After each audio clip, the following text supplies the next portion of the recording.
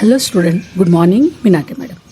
Students, today we have to learn antibiotics and microbes and fuels. Antibiotics हे काय असतात? Antibodies निर्माण कशा होतात शरीरामध्ये? अँटीबायोटिक्स म्हणजेच मायक्रोब्स असतात आणि हे मायक्रोब्स आपल्या शरीरामध्ये अँटीबॉडीज तयार करतात.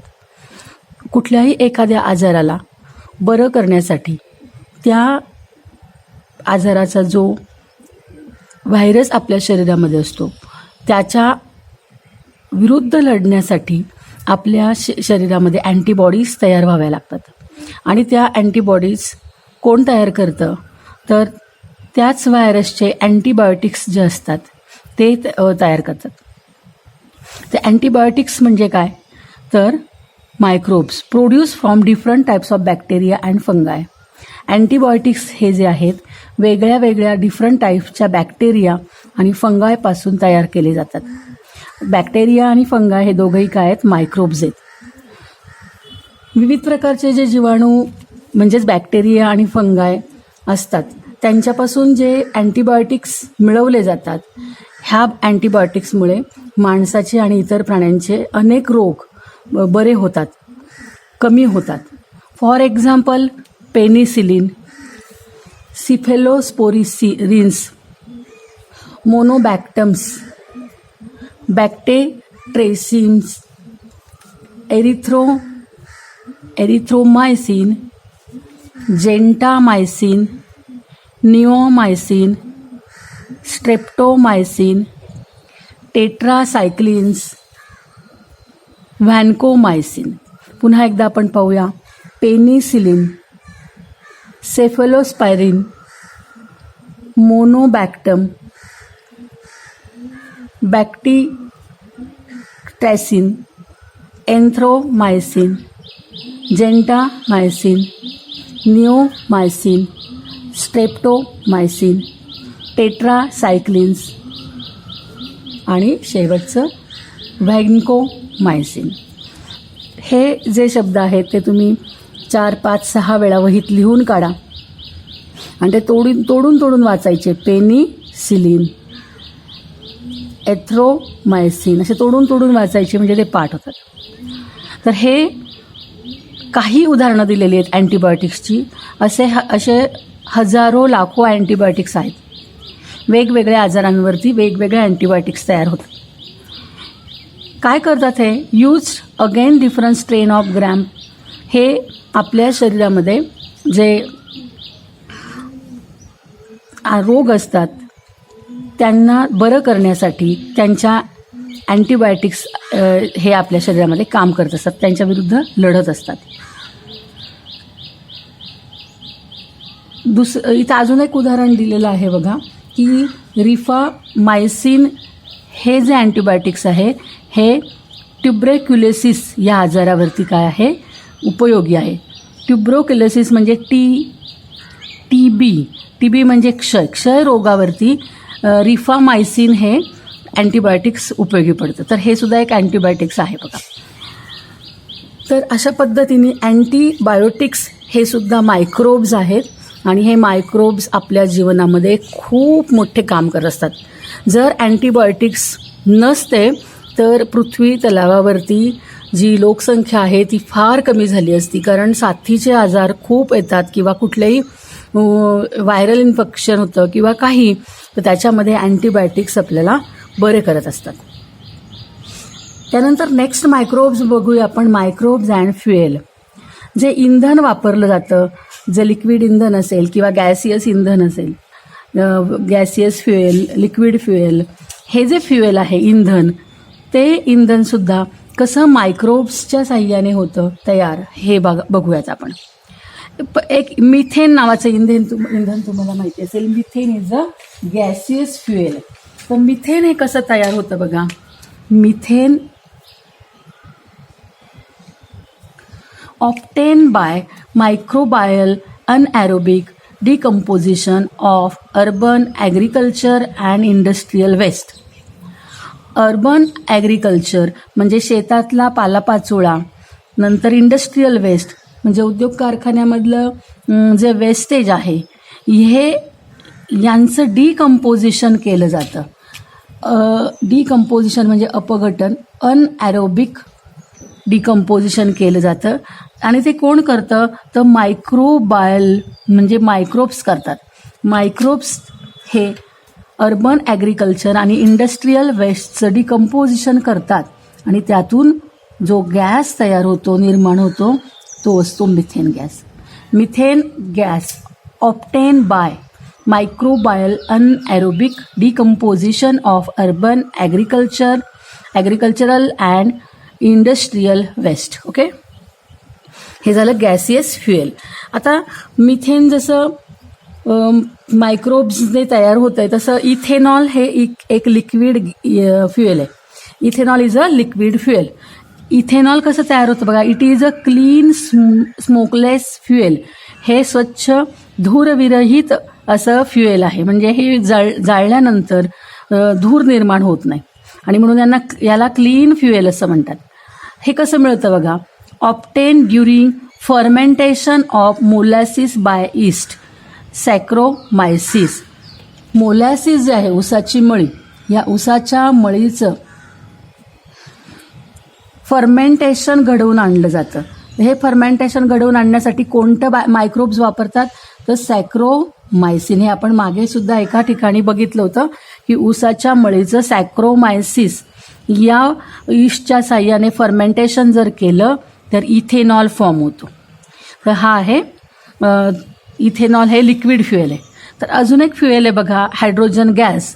पण अजून आपण हे हायड्रोजन गॅस फ्युएल म्हणून वापरत नाही आहोत, पुढे कधीतरी वापरू असं वाटतंय. फ्युएल ऑफ अ फ्युचर म्हणजे भविष्यामध्ये आपण हायड्रोजन गॅसला फ्युएल म्हणून वापरू शकतो. Release during बायोफोटोलिसिस.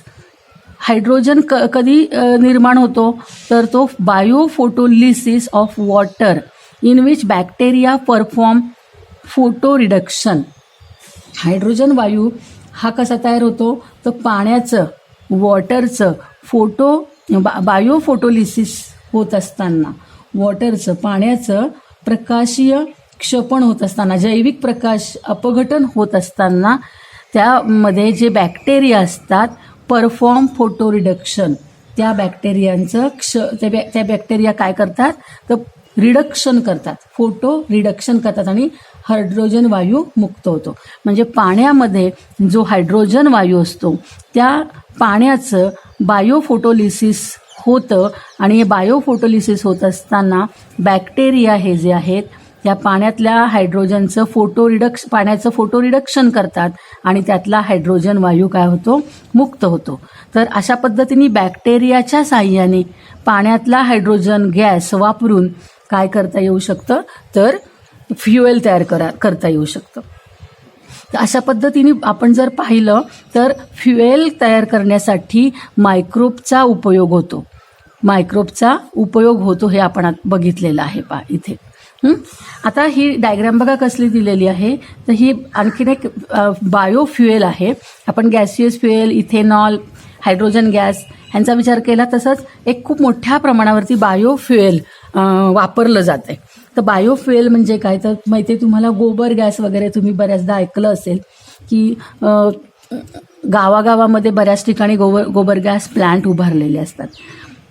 तर इथं गोबर गॅस कसा तयार होतो तर त्याला बायोफ्युएल म्हणतात. हा जो बायोफ्युएल आहे हा बायोफ्युएल गोबर गॅस आणि कोल गॅस अशा स्वरूपात उपलब्ध असतो. पण बायोगॅस आणखीन आपण कशाला म्हणतो, हा सॉलिड जर असेल तर सॉलिडमध्ये कोळसा, गवऱ्या, डग क्रॉप रेसिड्यू म्हणजे गवऱ्या, म्हणजे कोळसा आणि गवऱ्या, शेणाच्या गवऱ्या ज्या आहेत हे जे सॉलिड फ्युएल आहे ते सुद्धा आपण बायोगॅसमध्ये बायोफ्युएल म्हणू शकतो. कारण जे इंधन बायोफ्युएल म्हणजे जे इंधन सजीवांचा उपयोग करून तयार केलेलं असतं त्याला आपण बायोफ्युएल म्हणतो. मग कोळसा, नंतर डग क्रॉप रेसिड्यू, त्यानंतर बघा आता तुम्ही म्हणाल कोळसा सजीवांचा कसा उपयोग होतोय तर वनस्पती ज्या आहेत ह्या वनस्पती जाळल्यानंतर त्यांचं कोळशात रूपांतर होतं. नंतर डक क्रॉप रेसिड म्हणजे शेणाच्या गवऱ्या जनावरांच्या. तर लिक्विड व्हेजिटेबल ऑइल्स अल्कोहोल. लिक्विडमध्ये बघा भाज्या व्हेजिटेबल ऑइल असेल किंवा अल्कोहोल असेल हे बायोफ्युएलमध्ये जातं. तर गॅसियसमध्ये गोबर गॅस आणि कोल गॅस हे गॅसियस हे बायोफ्युएलमध्ये. म्हणजे हे 3 प्रकारचे बायोफ्युएल आहेत, सॉलिड स्टेटमधले, लिक्विड स्टेटमधले, गॅसियस स्टेटमधले. आता हे बायोफ्युएल जे आहे कसं निर्माण होतं बघा, त्याची स्टार्टिंग इथून होते बघा. वनस्पती ज्या आहेत ह्या वनस्पती सोलर एनर्जी आणि कार्बन डायऑक्साईड च्या मदतीने काय तयार करतात, तर अन्न तयार करतात. तर हे झालं बायोमास, हा झाला बायोमास. तर हा बायोमास जो आहे ह्या बायोमासचं नंतर म्हणजे ह्या वनस्पतींचं कटिंग होतं. कटिंग झाल्यानंतर त्याचं हार्वेस्टिंग म्हणजे त्याचं कटिंग होतं. त्याच्यानंतर त्याची थ्रेझिंग होते म्हणजे मळणी होते. आणि त्याच्यानंतर त्या बायोमासचं म्हणजे त्या वनस्पतींमधलं सेल्युलोज जो आहे तो सेल्युलोज कुठे वापरला जातो, तर साखर कारखान्यांमध्ये. साखर कारखाने जे आहेत, conversion of cellulose to glucose. साखर कारखान्यांमध्ये सेल्युलोजचं रूपांतर कशामध्ये होतं, तर ग्लुकोजमध्ये होतं. मग हे ग्लुकोजमध्ये रूपांतर झालेलं जे आहे हे शुगर, ही शुगर जी आहे ही sugar liquid fuel production through fermentation. त्या शुगरचं फर्मेंटेशनमुळे फर्मेंटेशनच्या साह्याने लिक्विड फ्युएलमध्ये कन्व्हर्जन करतात. म्हणजेच फर्मेंटेशन करण्यासाठी काय लागतं, तर मायक्रोब्स लागतात. तर मायक्रोबचा उपयोग करून त्याचं फर्मेंटेशन घडवून आणलं जातं या शुगरचं आणि त्याच्यापासून लिक्विड फ्युएल तयार होतं. आणि हे लिक्विड फ्युएल म्हणजेच काय, तर बायोफ्युएल. आणि हे बायोफ्युएल जे आहे हे बायोफ्युएल मग विमान उडवण्यासाठी, गाड्या चालवण्यासाठी, त्याच्यानंतर कार चालवण्यासाठी हे काय होतं, तर हे बाहेर फेकलं जातं. आता हे वाहनं चालवल्यानंतर त्यांच्यातनं कार्बन डायऑक्साईड काय होते, कार्बन डायऑक्साईड निर्माण होतो. आणि हा कार्बन डायऑक्साईड जो आहे हा पुन्हा कुठे जातो, तर हा पुन्हा जातो बायोमास म्हणजे वनस्पतींना अन्न तयार करण्यासाठी. कार्बन डायऑक्साईड हा वनस्पतींकडे जातो. तर अशा पद्धतीने हे काय आहे, चक्र आहे. हे चक्र आहे बायोफ्युएल बायोमासचं. तर आता हे चक्र आपण एकदा परत बघूया की हे चक्र कशा पद्धतीने फिरतं. तर पहिल्यांदा इथे प्लांट,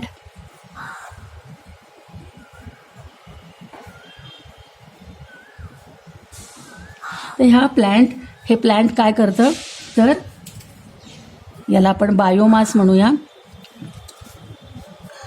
आणि हा बायोमास काय करतो, तर काय निर्माण करतो, लाकूड.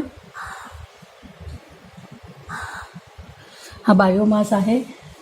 सोलर एनर्जी याला मिळते, सोलर एनर्जी आणि CO2 हे याला मिळाल्यानंतर यांची कापणी होते म्हणजे हार्वेस्टिंग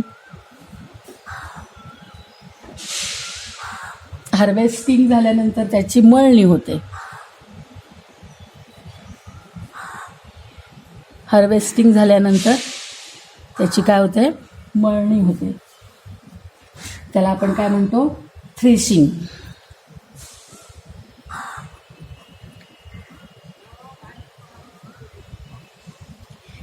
थ्रेशिंग झाल्यानंतर त्याचं कशामध्ये रूपांतर होतं, सेल्युलोज.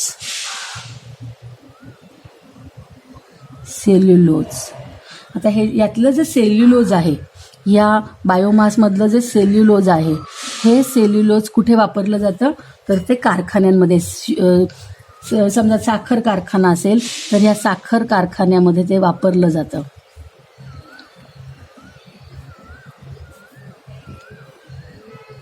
Conversion sugar industries. आणि इथं काय होतं, तर इथं conversion of cellulose to glucose. Conversion of cellulose to glucose. इथे ग्लुकोजमध्ये. मग ह्या साखर कारखान्यांमध्ये जी ऊसाची मळी असते त्याचं रूपांतर कशामध्ये केलं जातं? इथेनॉलमध्ये. तर इथं फर्मेंटेशन होतं, liquid fuel production through fermentation. Liquid fuel म्हणजेच अल्कोहोल. लिक्विड फ्युएल आपण कंसात लिहूया, अल्कोहोल प्रोड्यूस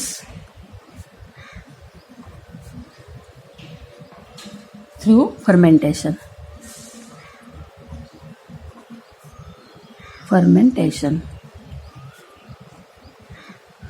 मग आता हे लिक्विड फ्युएल जे आहे, हे लिक्विड फ्युएल मग बायोफ्युएल असतं. हे लिक्विड फ्युएल जे इथे हे बायोफ्युएल म्हणून वापरलं जातं. कुठे वापरलं जातं? कार, एरोप्लेन अशा व्हेकल्समध्ये ते यूज केलं जातं. आणि यातनं काय बाहेर पडतो?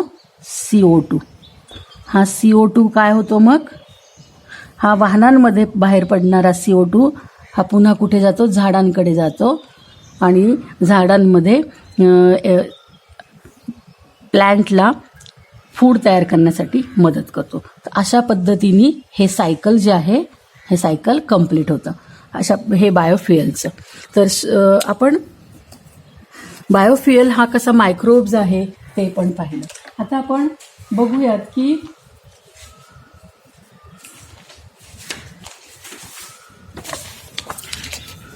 Organic acids use in various commercial products and microbes useful for the same. आपण पाहणार आहोत की ऑर्गॅनिक ॲसिड्स म्हणजे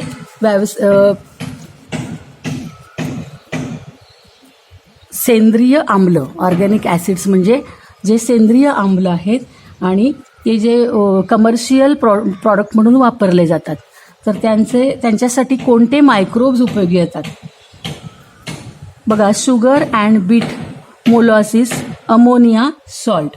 आता बघा, ऊस आणि बीट यांची मळी आणि अमोनिया क्षार हे यांचे जे मायक्रोब्स आहेत ते आहेत V bacterium, Corynebacterium. V bacterium and Corynebacterium हे मायक्रोब्स आहेत. आणि ते काय करतात? तर ग्लुटामिक ॲसिड तयार करतात. आणि त्याचा यूज काय आहे?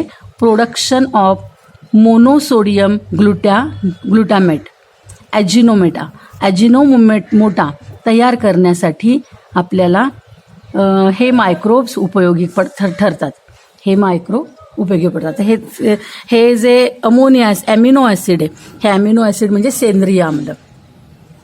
आता बघा, शुगर, मोलॉसिस आणि सॉल्ट यांचं ॲस्पेरजिलस नायगर हे मायक्रोब सायट्रिक ॲसिडमध्ये काय करतात? रूपांतर करतात.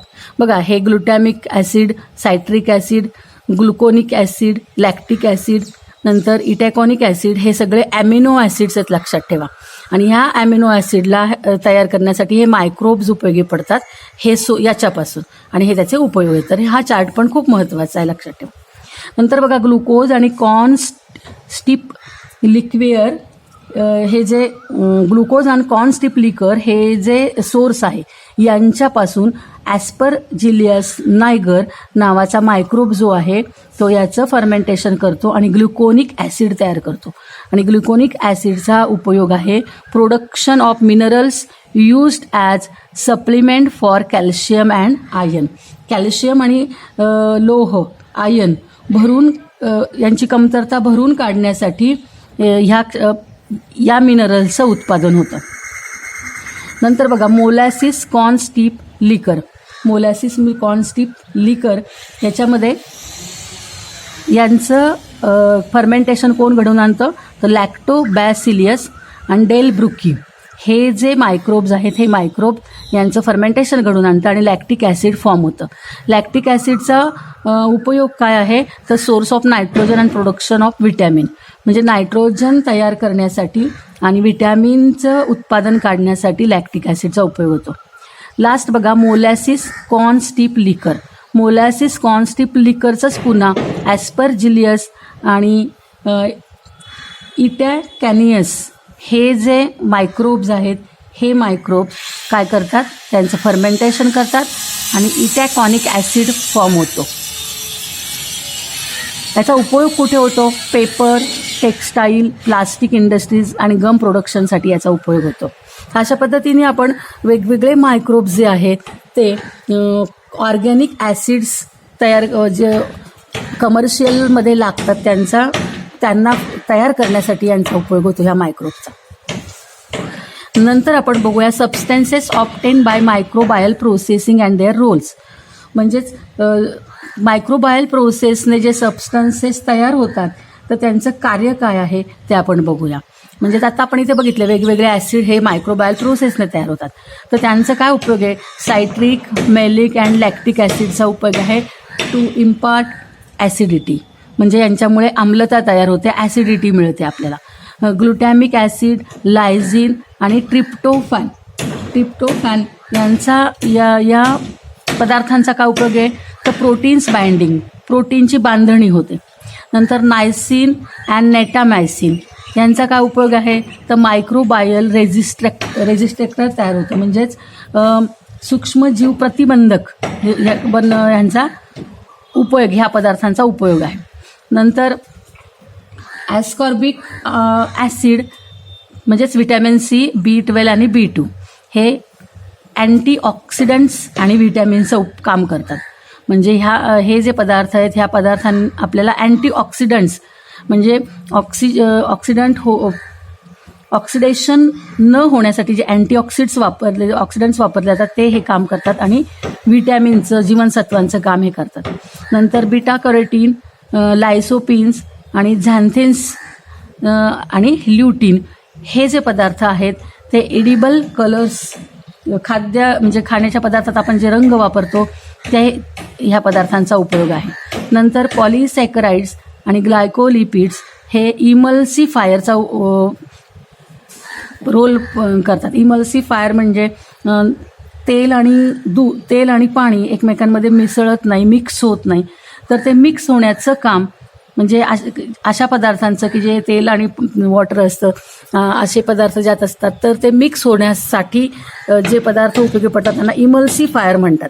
म्हणजे तेल आणि पाण्याला एकत्र करण्याचं काम इमल्सिफायर्स करतात, मिक्स करण्याचं काम. मग तो रोल कोण करतं? तर पॉलिसॅकराइड्स आणि ग्लायकोलिपिड्स करतं. नंतर इसेन्स कोणते आहेत? तर व्हॅनिलिन, इथाइल ब्युटिरेट, नंतर peppermint flavour, essence of various fruit and flowers. म्हणजे वेगवेगळ्या फळांचा, फुलांचा फ्लेवर पदार्थाला येण्यासाठी आपण इसेन्स वापरतो पदार्थांमध्ये. तर हे वेगवेगळे इसेन्स आहेत. नंतर झायलिटिल रेटम, आर्टिफिशियल स्वीटनर, लो कॅलरीज. म्हणजे ज्या लोकांना डायबेटीस असतं त्यांना साखर खायला नाही सांगितलेली असते, पण मग त्यांना गोड खायचं असेल, त्यांना चहा गोड हवा असेल तर त्यांच्या चहामध्ये क्यूब्स टाकले जातात, शुगर क्यूब. आणि हे शुगर क्यूब जे असतात ते यांचे बनवलेले असतात. म्हणजे ते आर्टिफिशियल स्वीटनर असतात. म्हणजे त्यांना कृत्रिम गोडी दिलेली असते आणि त्यांची कॅलरीज पण लोज असतात. आणि मग असे आर्टिफिशियल स्वीटनर जे आहेत ते कोणते पदार्थ? तर झायलिटॉल आणि ॲस्परेटम हे पदार्थ आहेत. तर अशा पद्धतीने जर आपण बघितलं तर आपल्या जीवनामध्ये मायक्रोबचा प्रचंड प्रमाणामध्ये वेगवेगळ्या प्रमाणात पद्धतीने उपयोग होत असतो. तर हे सगळे मायक्रोब जे आहेत एका फुलस्केप पानावरती तुम्ही लिहून ठेवा. कोणत्या पदार्थांचं फर्मेंटेशन करतात आणि कोणता पदार्थ तयार होतो आणि काय उपयोग आहे हे आपण सगळं जर लिहिलं तर एका फुलस्केपच्या पानावरती ते सगळं तयार होईल. तर स्टुडंट, तुम्हाला आजचं व्हिडिओ लेक्चर कसं वाटलं? आवडलं का? जर आवडलं असेल तर व्हिडिओला लाईक करा आणि अजूनपर्यंत जर चॅनलला सबस्क्राईब केलं नसेल तर जरूर सबस्क्राईब करा. थँक्यू.